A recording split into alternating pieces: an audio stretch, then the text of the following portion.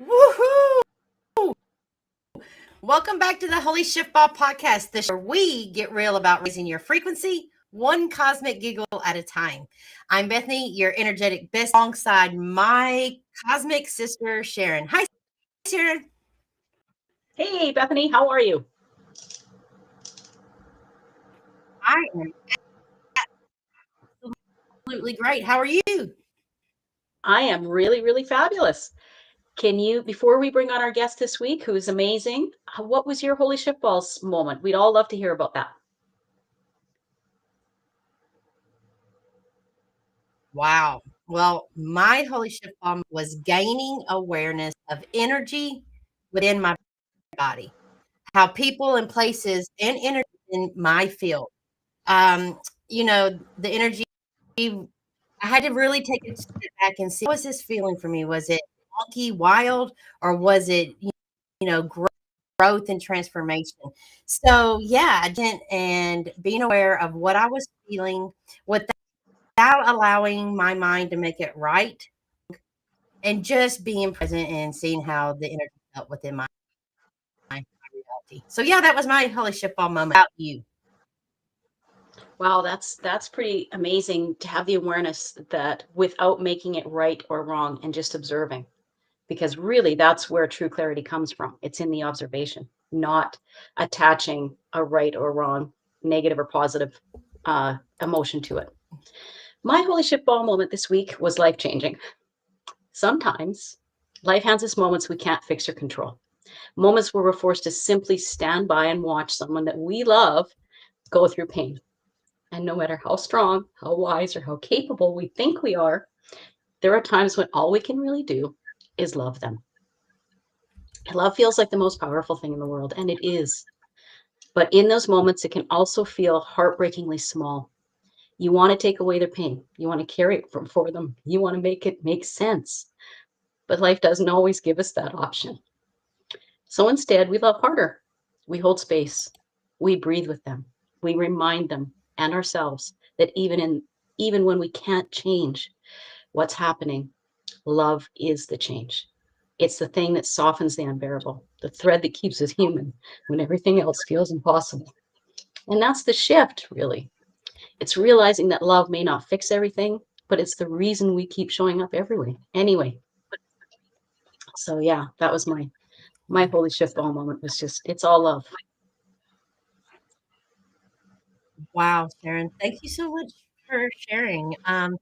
Sharon, we talk about energy, purpose, and the living your truth without losing your mind or your page. Mm-hmm. And sometimes not losing your mind or your paycheck is a difficult thing to do. So, but today's guest, Stacy Heisy-Terrell, helps people create the careers of their dreams, not the other way around. She's also about clarity, courage, and career ownership.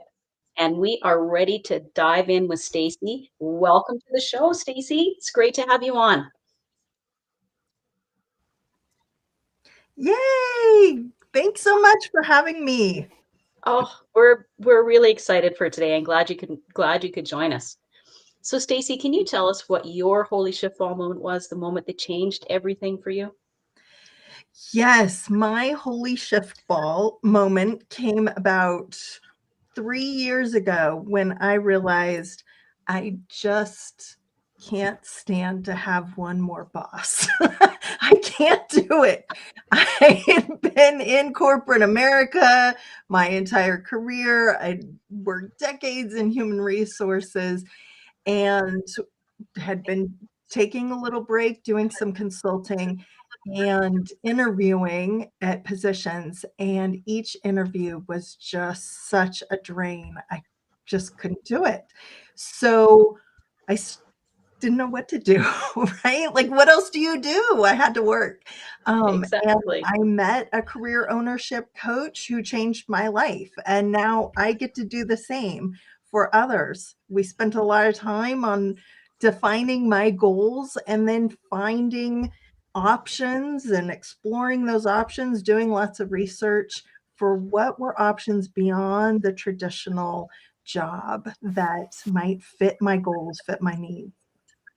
And that is really that's really intriguing because we are so trained to stay in 9 to 5, to get up every morning, go to your job, work for someone else, earn that paycheck, and then 60 or 65 hits. If you're lucky, you can retire at 60, or 65 hits and you retire. And that is just ingrained generationally.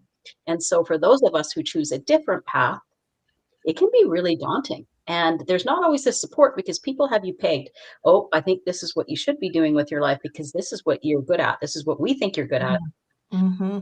Being supportive, but they're really holding you back from, your dreams. So how do you help people make that shift from I have to have a 9 to 5 to make it work to wow, I have options and I can explore them. Yeah, well, I think you're exactly right. And a lot of the clients that I talk to will be in the middle of their careers and even say things like, I don't even know how I got here. Like I just kept taking promotions and listening to people who said it's that you're good at this and just kept going down the road. And now I'm not feeling real fulfilled. This isn't really meeting my needs. It's not meeting my goals. Yeah, what do I do? And I think a big first step is realizing like it doesn't feel good, right? I'm a round peg in a square hole, and it doesn't have to be like that. We feel like that. Um, and then spending some time, often spending time with a coach is helpful. Having a stranger ask you questions. What are your goals? How do you define success? What is it that you and your family need as far as income, lifestyle, wealth, equity? Where are you headed? What does that look like? And it's okay if that looks really different than your neighbor or your dad or your brother. That can be unique to you and your place in life. Absolutely.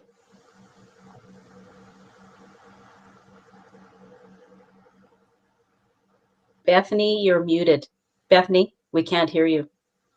Oh, okay.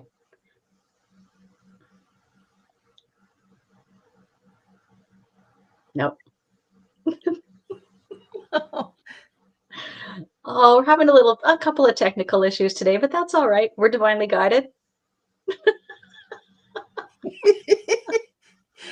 Feel like her And spirit is still I streaming through the exactly, video, right? exactly. She's still lightning. So what what does career ownership really mean? Like what does that mean to someone? Career ownership. Yeah.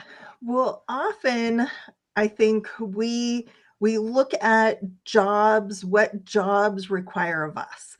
And then Mhm. we modify our lives. We do lots of backbending to fit into that idea for corporations or organizations. I'll find childcare, I'll travel, I'll take this salary that I may not be happy with, or retirement that doesn't look exactly how I wish it would. And we bend to the job. Career ownership is really taking a moment to define our goals, our idea of success, and then find career opportunities that match us, right? That fit with that income level that we desire, that fit with the lifestyle, the flexibility, the balance, that we want. So really kind of harnessing the idea, no matter what that option is. Often it is business ownership, but that can be working for a corporation just in alignment with our goals. I think we can hear you now, Bethany. What's one myth about career change? Can you? Yeah. Woo! Woo! We're knocking it out of the park now. Win it! Win it! Woo! Woo! Yes, winning. Oh my gosh. So, you know what is one myth about career change that drives you absolutely nuts? Well, I hear this one a lot. Right. So I hear from people who have been down the road a little ways and they say, I'm too settled in my career to make a change. I won't earn the same money. I won't have the same job title. Maybe I won't have the same perks if I make a change. And that might be true. That might not be true, but declaring that kind of in the beginning without researching, without looking, often the clients that can get over that hump say, well, I don't know, is title so important to me? What is the income level that I need? What does that need to look like? Would I trade income for some flexibility, or not having to travel or do this or that? And so really defining what are your goals.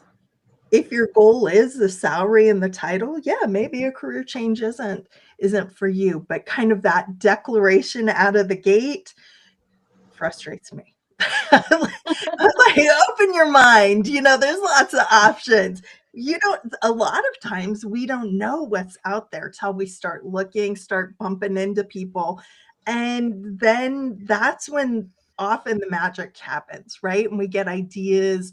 We never knew this was possible till we hear a story from someone else. And then we could see that in our future. And that's pretty exciting. Kind of taking those narrow blinders off. Well, and that's the thing too. I have a friend who always said that people were promoted to their level of incompetence because they'll be really good at their job. So they'll be promoted and then they'll be great at that job too. They're like, wow, you are like one of the best employees we've had. We're going to promote you again. So they promote them again. And yeah, they do all right. And then they promote them again. It's like, nope, that's where you stop because you've reached your level of incompetence. And I think that's where a lot of unhappiness starts because you're in a job you don't like, you're not great at it, you don't enjoy it because of the challenges, you feel frustrated, you don't want to go to work every day, and that's what starts the whole roller coaster ride of, do I change, do I not change, what do I do, right? So now after all that explanation, I forgot my question.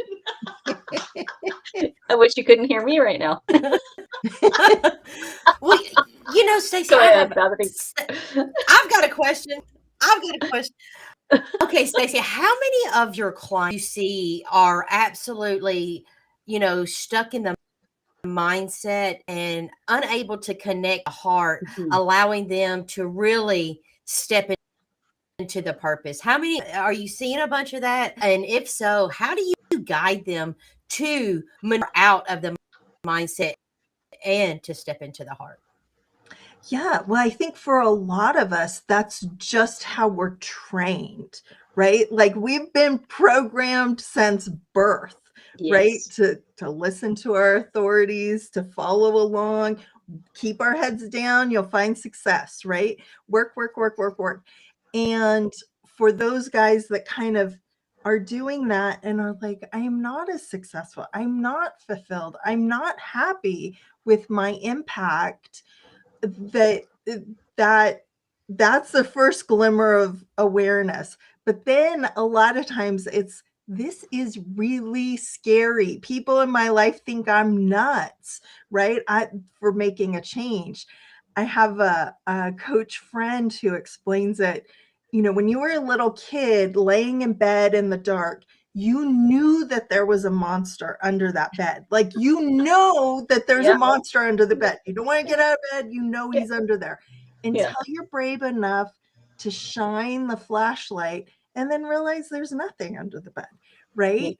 But the act of getting the flashlight, turning it on, being brave to look is often the people that can take that step are often rewarded with self-awareness and fulfillment, even just through the process of identifying their goals, knowing they have more options than just these few that are set in front of us, being able to dream a little bit, kind of reawakening that dreaming for our life. That just even the process is pretty rewarding, but it's scary. It's super scary. Oh, it's frightening. It's frightening. And like you say, there's many options out there. You don't necessarily have to go into business ownership and become an entrepreneur. You don't have to do that. There are many other avenues available to you as well. How many people would you say, like you've helped thousands of people, how many people would you say choose entrepreneurship or just go in a totally different path and say work for a nonprofit or work for, you know, a business that really aligns with their core values and what they believe in? Yeah, that's a great question. So our research shows that about 75% of the adult North American population thinks about working for themselves. So probably like Monday mornings, right? A lot of us hit that 75%, but only about 5% of people actually do it, because it is pretty scary. It can be risky, and we do lots of research and try to mitigate a lot of those risks or know them before you get started.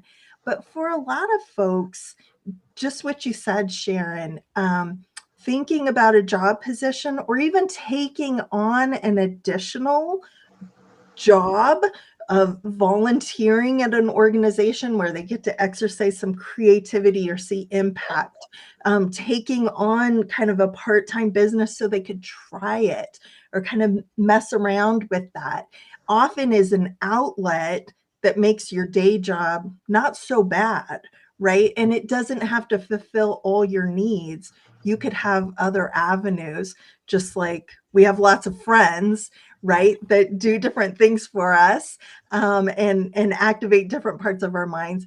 Our work and volunteering can do that too. Yes. Amazing. Amazing. All right. See, we're come to the part where we're going to play a little game called Shift or Shit. All right. So we toss out a few scenarios. We toss out a few scenarios. You tell us, if it's expansive as shift or if it's totally something to let it go and it's shit. So, all right, I'll go working 60 hours a week because it just working 60 hours a week because busy season. Shift or shit?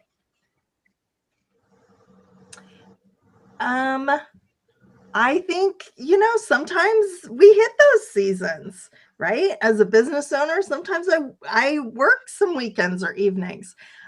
I think the key to making it a shift moment and not a shift moment, bad shift, is why, right? Why are you working just to keep your head above water? Is it a finite period? Is this just the crunch?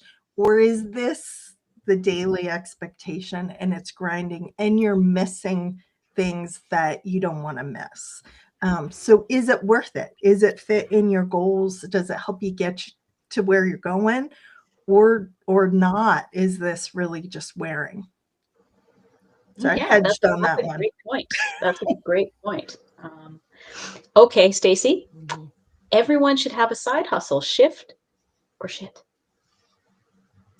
I think a side hustle is great. I would say shift, but that side hustle could be something we do with our kids or volunteer or some other outlet, or we're doing art in the basement and may sell it, may not, right?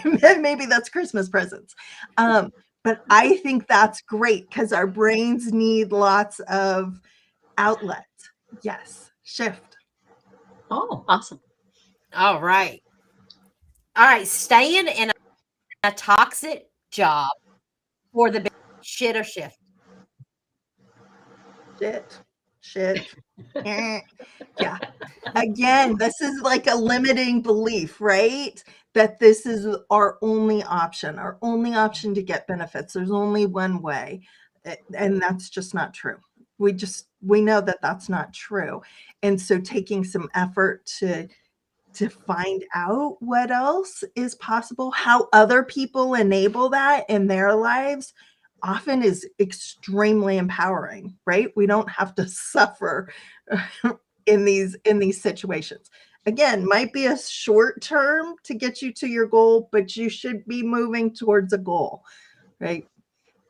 Yeah, absolutely. Okay. Now, this is something we hear a lot. Follow your passion and the money will come. Shift or shit? I don't know. This one's a hard one, right? So I think if your passion is for meeting your goals that you've set out aligned, I think absolutely. Whatever that passion is, the money does come, right? I hear this a lot, people who want to start a business. I can't afford it, right? Like my rich uncle didn't die and leave me the money.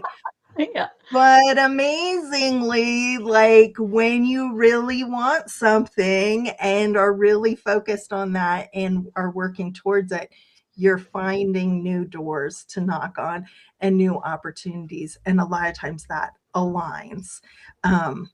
Now, would I tell my kid who is a music student to go out on the road and follow her bliss? I don't know. I'm having trouble saying that. But if we researched it and it was in alignment with our goals, yes, follow your bliss. Okay. Yes. Great answer. Great answer. The yin and the yang.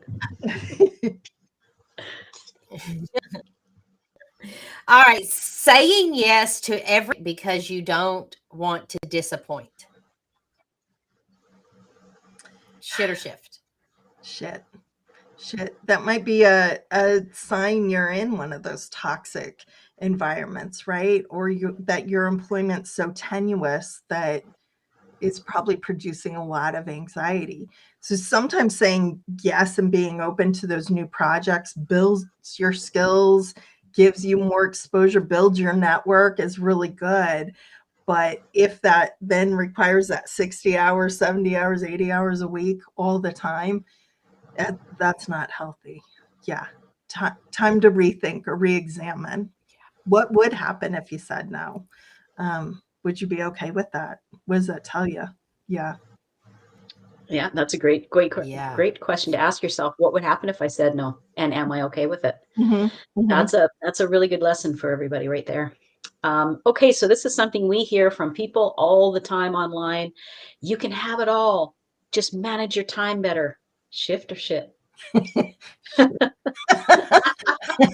I've been a working mom too long. I know that's not true, right? Yeah, I think that's why it's important to have goal alignment. Your goals when you're young in your career are really different than when you're mid-career or when your family's young or starts growing or when you're reaching retirement. So your goals need to be shifting with you and seeing what what's possible in each season. I think is most important to maximize your season, right? Perfect. I like that. Yeah. Well, Stacy, thank you so much for coming on the show today. How can our guests feel resonance with you? How can they get in contact with you to work with you? So my name is so complicated, Stacy Heisy-Terrell. You can try to find me on LinkedIn, would be good. Or you can go to my life, my biz, BIZ stacyheisey.com, and that takes you right into my website to get on my calendar and schedule a complimentary coaching session with me to talk more about your goals and your options. Excellent. That is wonderful. Thank you. Thank you. Thanks for being with us today, Stacy. We really enjoyed it. Much. All right. Thank you. Yeah. That was great. That was really good. Well, that was really eye-opening because you really have to ask yourself some hard questions and really dig deep to get the answers to figure out, do I want to make a change? Am I just unhappy in other areas of life and I think it's my job, or is it my job affecting the other areas of my life? And what would happen if I made a change? Or what would happen if I said no? Or yeah, she really brought some awarenesses out today. That was really key. Yeah, that was good. Yes, Sharon. Oh, next week, I'm so excited. We have our first repeat guests. It is Terry J, the Cowgirl Shaman. Now, Terry J was our very first guest, but right at the time, she said, I want to come back because I want to do some readings for people because she didn't have a chance to do that. So it's going to be a little different. She wants to have people write in some questions or, message us during the show and ask questions, and she will do a reading for them. And you don't have to use your real name. You don't have to, people don't have to know who you are. She just wants questions, and then she'll do a quick reading for you. And I think that'll be really exciting because Terry J's got a wonderful sense of humor, and it'll be really a lot of fun. So yeah, we're really looking forward to that for sure. For sure. Well, until next time, keep your vibes high and the laughter. Thanks for watching the Holy Shiftball podcast. See you next week. Bye-bye. Bye.